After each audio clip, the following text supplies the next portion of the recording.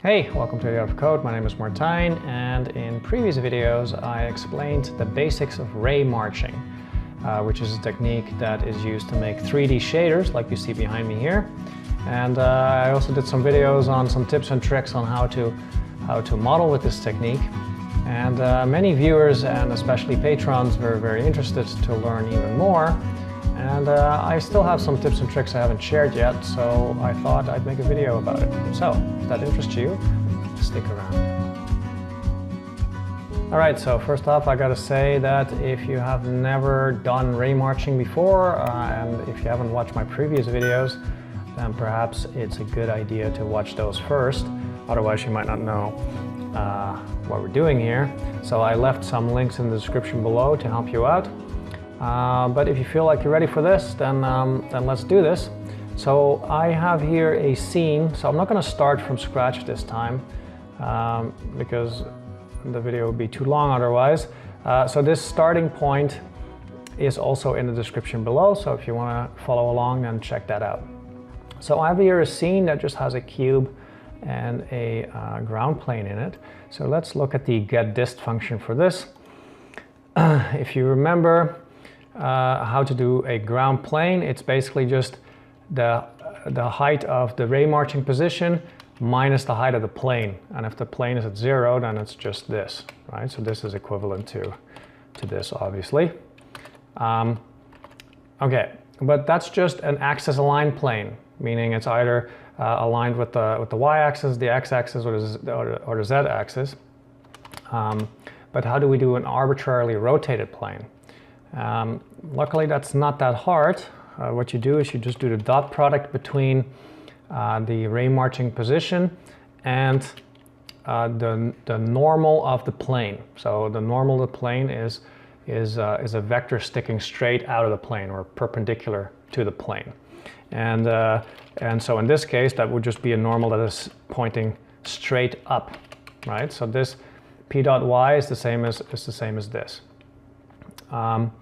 But now we can arbitrarily rotate this plane, and in order to do that, we do need to make sure that the normal is of a length of 1. So that's you do that by using the normalize function over here. And now I can kind of screw around with this normal to make arbitrarily rotated planes.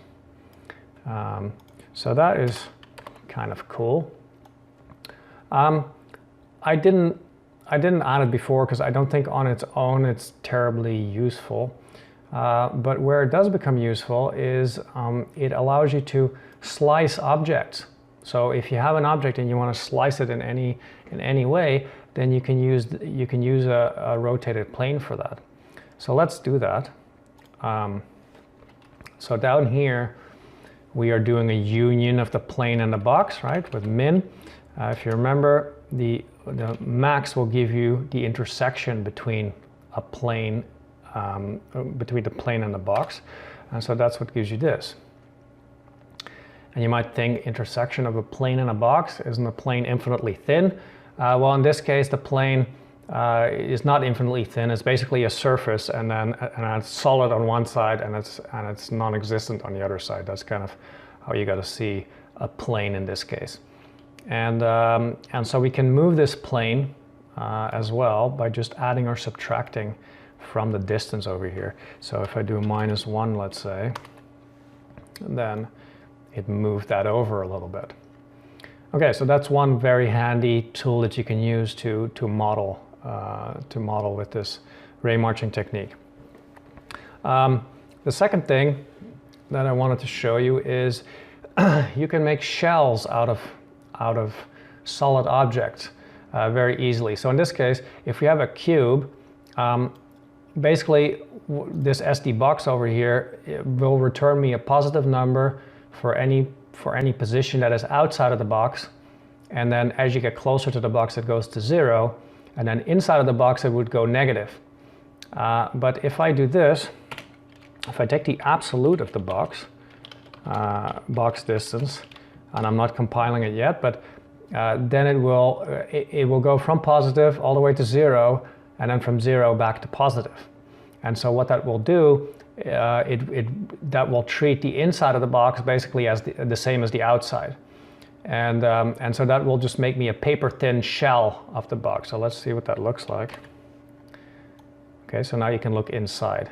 And because it really is of 0 thickness right now, there's some artifacts. But we can change the thickness by just subtracting a small number from this, and that will create a shell. And so that could be useful for many things as well. Okay, let me just get rid of this here, of the shell. So let me say this is making a shell, and let's put the plane back to where it was. So just make a ground plane like this. And then also let's get rid of the intersection as well here. Okay, so we're back at the beginning, and let's look at the plane. So this here is the height of the plane, right? So you can make it go higher or lower or whatever you want. But that doesn't necessarily have to be a constant, right? Let's make that not a constant. So let's make that it is dependent on, let's say, the x coordinate. So this is the y, this is the height of the plane. Let's make the height of the plane dependent on the x coordinate. So what I could do is I could say, well, just add the sign of the x coordinate. Now let's see what that gives us. And that gives us a bunch of waves like that. And before I go further, let's just look real quick at how the distance to a plane was calculated. So if a camera over here, we have a ray, and basically we get the height each time, right? So there's so there's the formula for that. Is the distance to the plane is basically the height that I am at minus the height that the plane is at. That's how we march this. And by the way, notice that marching a plane, especially a ground plane like this, that you're looking kind of along the plane, is kind of expensive. It takes a lot of steps to get to the end. So that's one thing to keep in mind. If you have an expensive function for the ground plane, then it could get slow. But yeah, so there's no reason why this plane height has to be a constant. So let's see what it looks like when the plane height is, like, say, the sine of the position. Well, we could just do the same thing, right? We just go look down, we see, okay, how far are we? And we step forward, right? And we just keep doing that. But notice that now, sometimes, so like over here, it gets this distance, and so it steps that far ahead, but it's actually stepping a bit too far because the closest distance is over here, right? So the closest distance is actually a little bit closer than what we calculated. But most of the time, if your line isn't too steep here, then that actually works quite well. Okay, so now let's see where that breaks down. So let's go over here and let's make these waves a bit steeper. So I'm just going to crunch the waves in a little bit, and let's see what that looks like. And now you see that, yeah, it still kind of works, but we have all these ugly artifacts now. And why is that? Well, let's go back over here. So now we basically have a very steep ground over here. So yeah, the first step works, and then the second step, we're here, and now, oops, like we stepped way too far, and so we kind of stepped inside of the surface. And so what we would want in this case is we would want to be able to determine that we're inside of the surface. So we have a negative distance to the surface, right? Because our pos.y is smaller than our plane height. So this whole thing will evaluate to something smaller than 0. In that case, we would want to be able to step back, because if we can step back and then maybe we're outside again, we could step forward and we could kind of settle in on the surface that way. And so let's see how we can do that. So if we go back to the ray march loop over here, so basically, if this distance is negative, so if we're underneath the surface, let's say we step into the surface a lot by like 10 units, well then over here, well then we get minus 10, well that's smaller than surface distance, so it will break out of the loop. And so you will get the normal evaluation at the wrong position, and that will cause all kinds of artifacts, these little ripples you see here. And so, well, it's simple enough to make it go step backward. You can just put an absolute around here. And actually, over here, it was already stepping backward one step. But now, if you put an absolute around here, then if my ds is -10, then the absolute will make it 10, which is larger than surf disk, so it will continue in the loop. And so watch what happens if I do this. And boom, that gets rid of pretty much everything. So that's a simple way to make your ray marching more accurate. All right, so that is all nice and well, but let's make this even steeper. So let's do this. And oops, now we have this garbage looking thing. And the reason why is because now we're getting to the point where we have this, where it's so steep that we're stepping all the way through the surface. So now we're on the other side of the surface. So, and that happens for some rays, and for other rays it doesn't happen. And that's why for like sometimes you see the surface, sometimes you don't see the surface. And so this is very ugly. We don't want this. And yeah, the way to solve this is to make our ray marching steps smaller always, to be more conservative in our stepping. Yeah, because all we really need is to make the step small enough so that it at least is inside of the surface. Because as soon as it's inside of the surface, that absolute trick that I showed before will allow you to step back. In order to make the step smaller, well, it's simple enough. You can just multiply this plane distance by something smaller than 1. So I can do times 0.5, let's say. Okay, so that will fix that for me. But you have to realize that this this is not an ideal situation. You kind of want to try to avoid this kind of stuff, because this makes your ray marching a lot slower. Because now at each step you're only marching half as far as you marched before, and so you need more ray marching steps in order to get the same depth as you had before. And so this literally makes it twice as expensive. You want to try to minimize this as far as you can.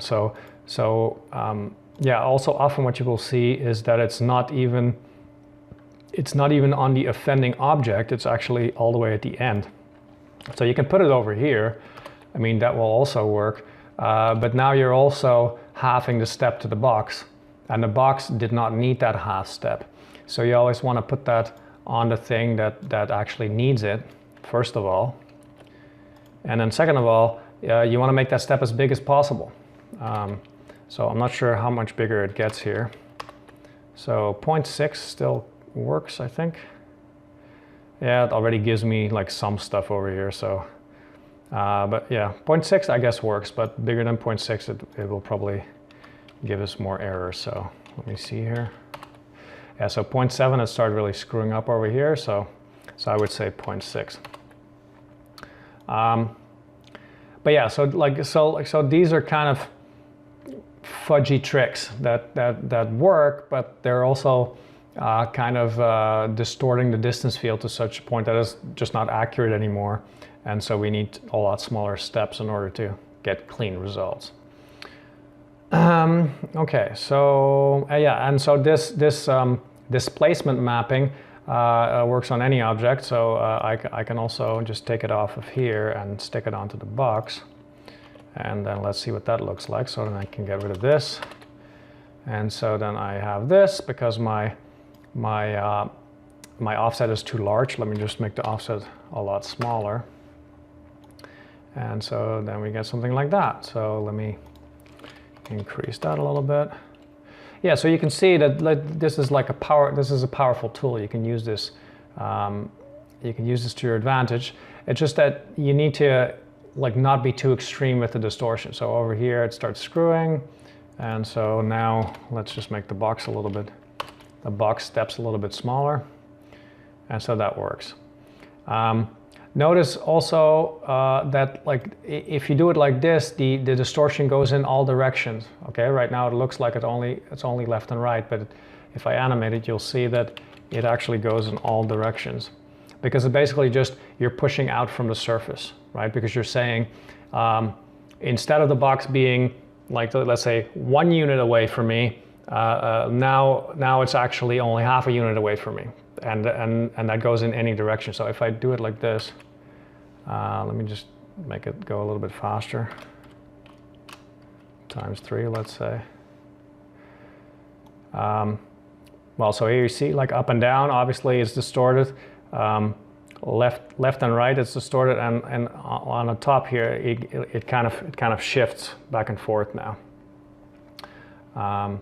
So yeah, so usually this is used only for very small offsets, something like that. Okay, so you could, for instance, have if you watch my video on value noise, you could use value noise to offset the surface to get a rough looking surface. Or you could use this to make a flag, for instance. It kind of looks like a waving flag. Although actually no, for a flag you would do it different because yeah, so like that's actually a good example. Let me just make this a little bit thinner, this box. So let me see here. 1, 0.1, let's see what that does. Yeah, so that makes it thinner. Yeah, so this goes on both sides at the same time, you see. So if I make that a little bit larger, so for a flag actually that wouldn't work. So then that begs the question, what would work for a flag? So let's look at that. So yeah, so this, okay, so let me just put this out here, and let's call this our box minus equals that. And then let me comment that out, and then, so this is displacement mapping. Okay, so now we're back to just a square. And so what you would do for a flag is you would actually have to change the input position. And so let's do that. So we already kind of changed the input position over here specifically for this box, right? Because this SD box makes a box at the origin. And so if I want that box to appear somewhere else, then I have to remap the origin to somewhere else. And that's kind of what this is doing here. And so let me just cut that out and call it BP, and then go over here, vec3 BP equals something. Okay, so that shouldn't change anything. And now what I can do is I can say BP dot, and I have to see here. So my last coordinate here, that's how I made it. That's where I made it flat. It's on the Z axis. So I can say BP dot Z or Z plus equals the sine of BP dot X, let's say. Let's see what that does. Well, that's going to be too much, so I'm going to make it smaller as well. And so that distorted it like this. I just need to make the phase shorter, so crunch in the sine wave. Or in other words, I have to multiply this by a larger number to get that. Okay, so now I have that. And now I could move that by putting an I time on top of that, let's say.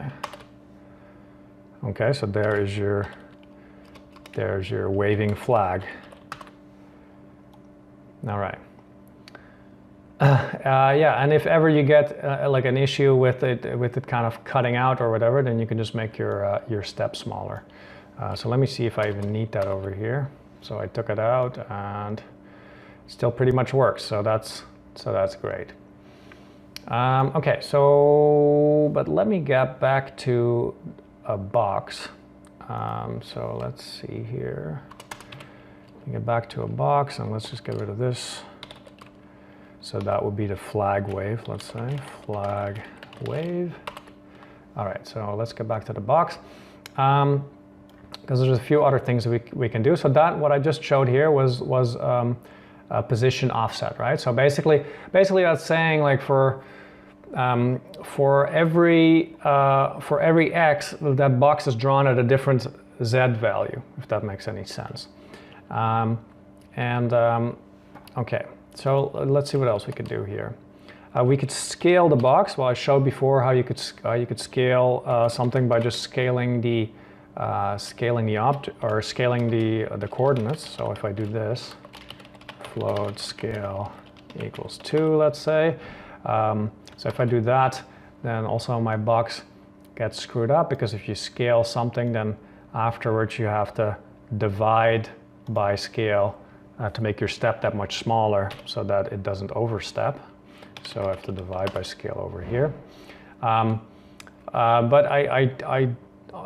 I could do a non-uniform scale. I could just say, okay, well, only scale it on the XZ, and then it's as tall as it was before. It's just kind of shrunk in like that.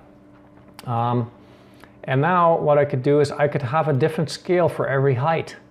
So let's try to do that. So let's make a box that is, let's say, this large on the bottom, and at the top it's only that thick. And so the way I can do that is I could say, so I could use a mix for this and say at the bottom you're 1 and at the top you're 2.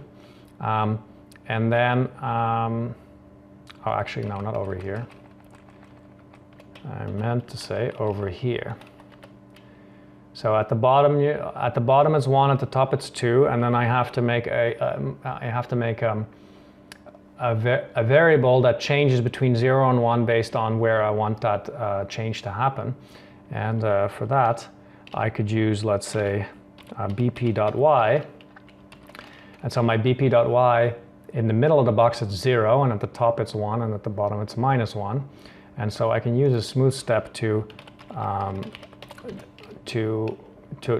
make a proper threshold out of that. So let's say, okay, so I could say, okay, like the bottom of the box is at -1, and the top of the box is at 1.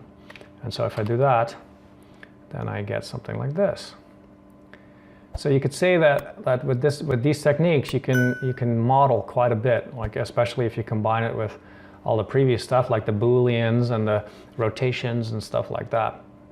And like in this case, if the case is 1 and 2, you probably don't have to do it with a mix. You could do it in a smarter way. But this is nicer because it gives you more control, or easy control.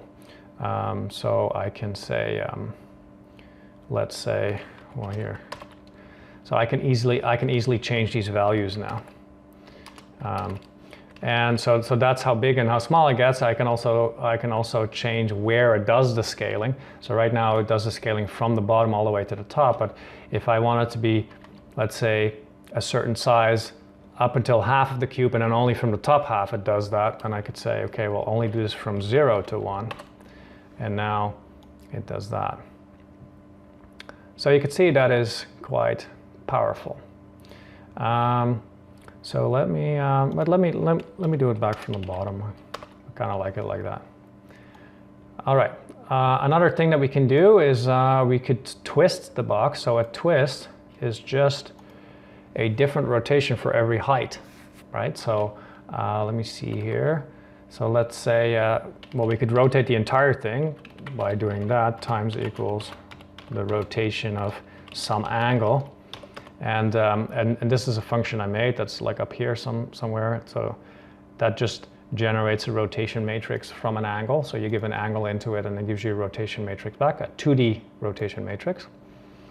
And so yeah, so that's why I say only the X and the Z should be rotated, because the Y is not affected by a rotation around that axis.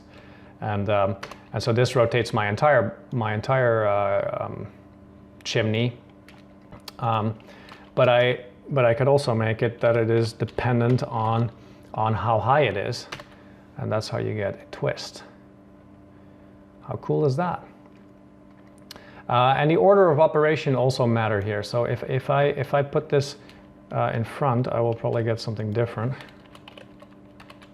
Well, in this case, I don't. But often the order of operation does make a difference. So you gotta kind of keep track of that.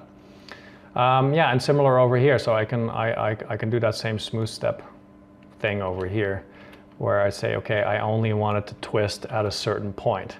So I only want the twist to happen at the top part, or yeah. So let's say over there. So now it's only happening at the top. Okay. What else? Well, similar to how we can mirror stuff in 2D and then get the second object basically for free, we could do that in 3D as well. So I could say over here, bp.x equals the absolute of bp.x. And that gives me a mirrored object over here. It's perhaps hard to see, but it's mirrored in the middle now. Let me move it out a little bit and it'll become more clear. Minus equals 1, let's say. Okay. And the reason why is because if my march pauses in the negative x, then before I do the evaluation for the box, it gets put to positive x. So I only have to make a box at the positive location, and then a mirror will automatically appear in a negative location. So this isn't entirely free. I mean, it looks in 2D. In 2D, this is almost completely free because every pixel just evaluates its own version of the circle or the box or the line or whatever you have. In 3D, it's not entirely free because your marching will go slower. Because, well, let's say in this case, if you march past the first one, you're still very close to the second one, so it will still kind of go a bit slower. But overall, like I think the difference is not that big. All right, so I could do that in X. I could do that in any direction, really. So let me just do it in all directions at once, and then we get something like that. All right, so that is mirroring. And if you watch my last video on Kip's fractals, we made a function that can fold or mirror around an arbitrary axis.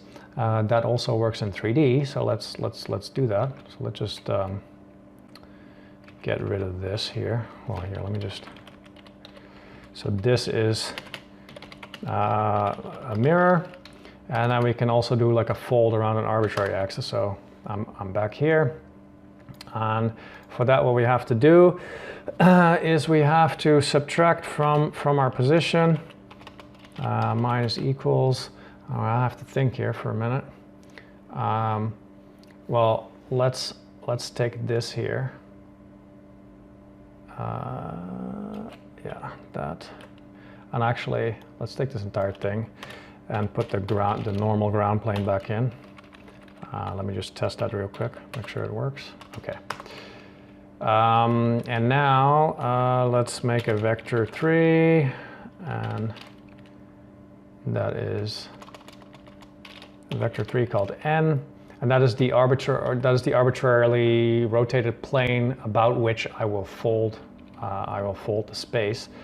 And so I'll do this times, and this is explained in my previous video, so if you don't know what I'm doing here, then check out the previous video.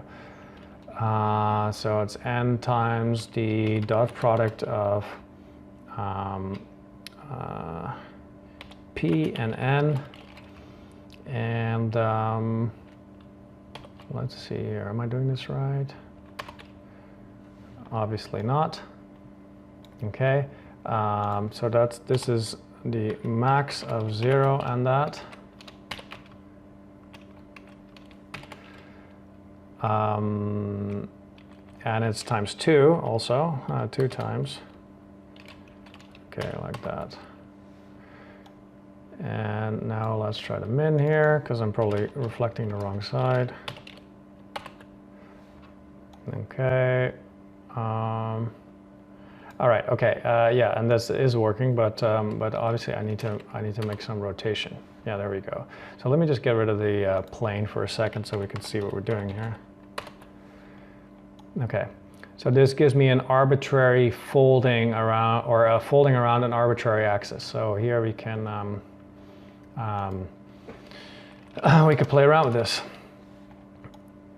Okay, so and the stuff that I showed in the last video about like folding space in order to get a Koch fractal curve, you could equally easily do that in 3D and make a 3D fractal that way.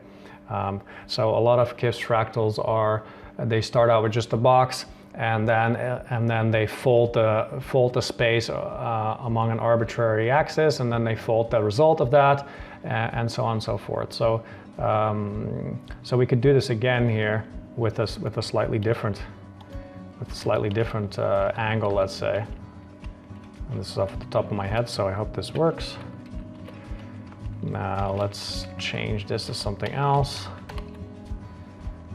Yeah, that's not the nicest. That's not the nicest one. Let me just see if I can turn it around. All right. Well, maybe doing stuff on the fly like that isn't good, but you can do it. You can do it on multiple axes, and if you do that in a loop, then you can get really crazy cool shapes that you could check out. All right. So yeah, I think for this time, that's it. I hope that you enjoyed this, and I hope that you see that these little tricks are very handy for many. I like to model many different things. I think, yeah, for most of my shaders at least, like this is pretty much all that I use. So you should be able to make some pretty cool shit with this. So, by the way, if you do, then please post it maybe in a comment below, or I also made a new Facebook group, the Art of Code Facebook group. I encourage anyone that makes anything, it doesn't have to come from my video, it could be something that you found somewhere or something that you're working on. I would love to see that. Please join the group and post it there, and maybe other people can learn from it. That would be great. So, yeah, that's it. I'll see you next time.